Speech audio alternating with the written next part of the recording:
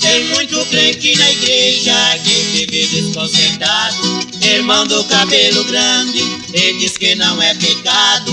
Irmã de vestido curto, com seus olhos pintados. Foi Jesus quem nos mandou entregar este recado.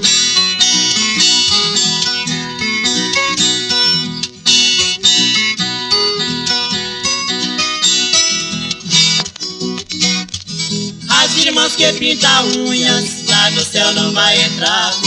Aquilo que Deus nos deu, nós devemos de honrar. Você pode meditar.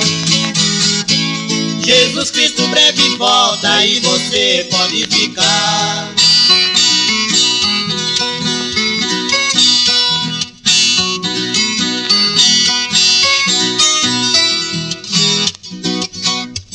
Tem crente em sua casa com sua TV ligada, no filme, na novela, deixou a igreja de lado.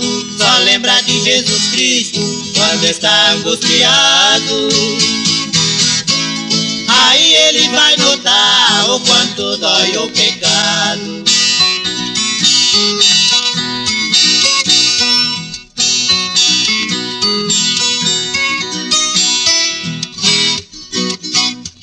Você que está na igreja, fique sempre em oração, pra nunca você cair neste mundo de ilusão. Você está com Jesus, só Ele é a salvação. Nunca mais tu vai lembrar do mundo